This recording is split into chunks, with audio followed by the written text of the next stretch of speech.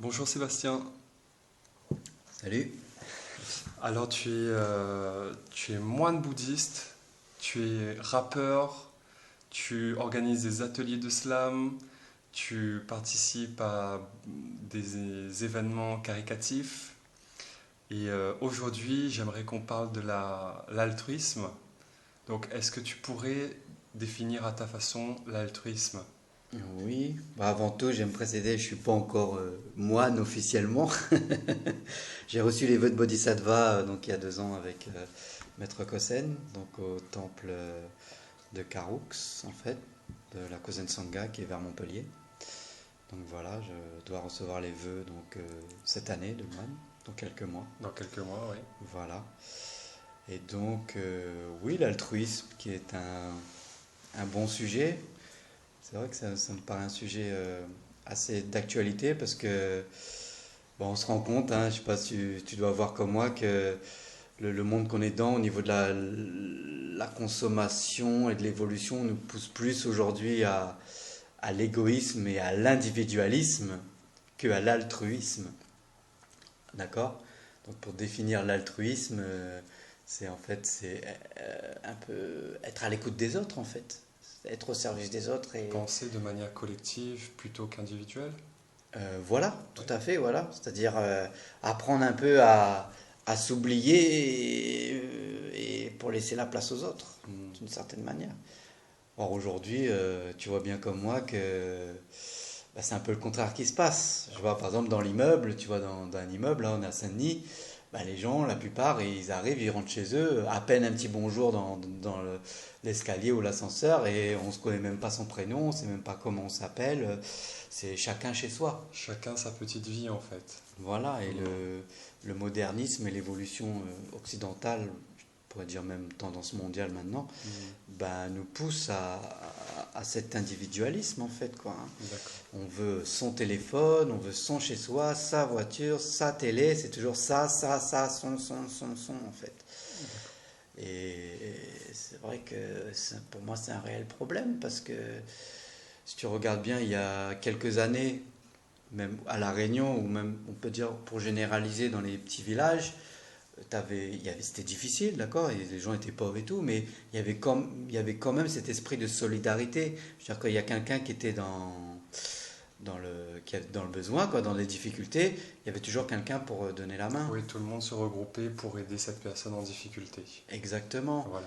Et aujourd'hui, et c'est là pour moi, c'est un vrai paradoxe en vrai, parce qu'on évolue.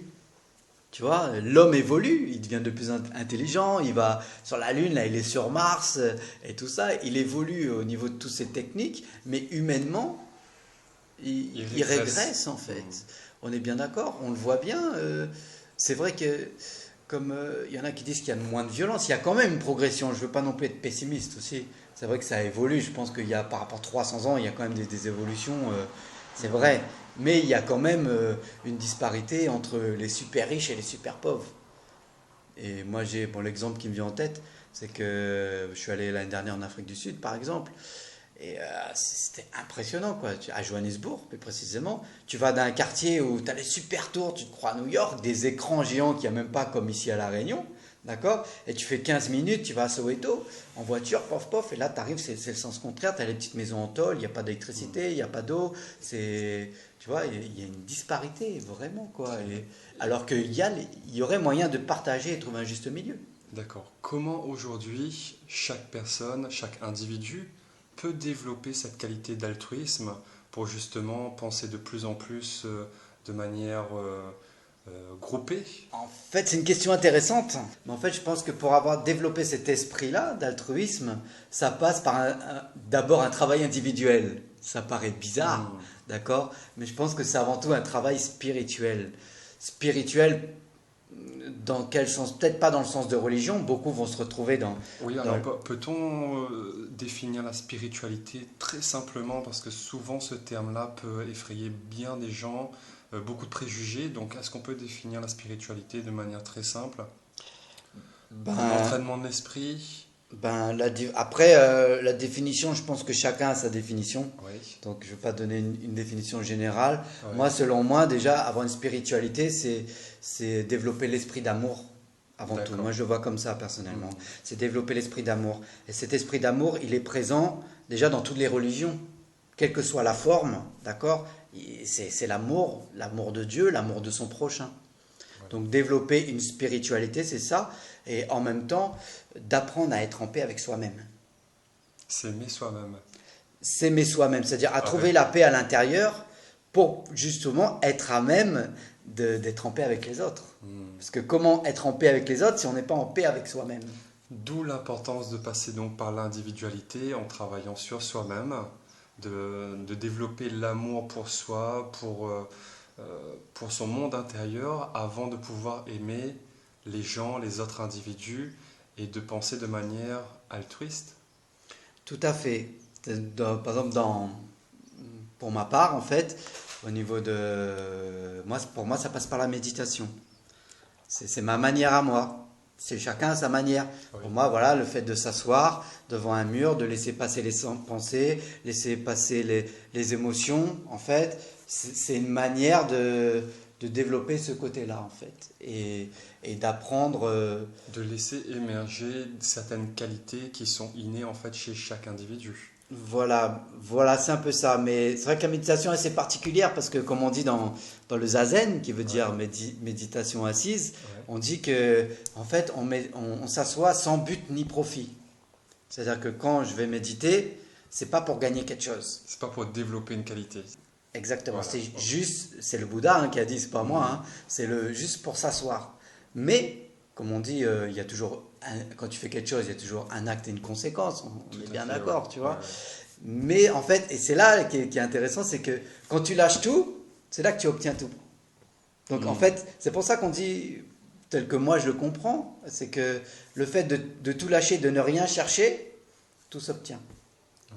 Et quand tu es sans cesse omnubilé à toujours vouloir, ah, je veux de l'argent, je veux une belle voiture, je veux une belle maison, je veux un bon travail, en fait, tu es omnibulé par ça. Tu vois ce que je veux dire? Donc en fait, tu n'es plus là. Tu n'es plus à apprécier ton moment présent, tu es dans le futur. D'accord? Donc tu es dans la motivation de gagner, gagner, gagner pour toi. Après, ça ne veut pas dire qu'il ne faut pas avoir de projet, on est bien d'accord, qu'il ne faut pas avoir de projet de vie. C'est pas ça que je veux dire. Mais c'est juste, pour moi, d'apprendre à se poser et d'apprécier les moments présents. Et d'aimer l'instant présent. Alors ça peut passer comme toi par la méditation assise. Peut-être que quelqu'un fera du jardinage et aimera son instant présent en train de jardiner. L'autre fera de la musique, l'autre fera du sport. Et je pense que oui, chacun doit développer cet amour pour l'instant présent, rester dans l'instant présent, aimer ce qu'on fait. Et je pense que c'est le plus important pour développer l'altruisme et cette compassion, cette manière de penser de manière collective. Tout à fait, je suis tout à fait d'accord. En fait, pourquoi? En fait, c'est parce que quand tu apprends à être dans le moment présent, bah, tu te rends disponible. En fait, c'est comme, par exemple, là, je suis en train de parler avec toi. Là, je suis pas en train de penser à ce que j'ai fait hier ou ce que je vais faire demain. Je suis disponible et toi, tu es disponible pour moi. Alors, est-ce qu'on aime faire cette interview? C'est ça la question à se poser. Ben, pour moi, oui. On est Bon, pleinement. moi aussi, j'apprécie. Mais je peux vous en pas dire non. Donc, en fait, on se rend compte que altruisme est lié à l'instant présent, altruisme, amour. Donc, tout ça est relié. On va laisser les gens, les auditeurs méditer là-dessus. Et on leur dit à bientôt. Merci en tout cas, Sébastien. D'accord, ben, merci à vous. Et à la prochaine. À la prochaine.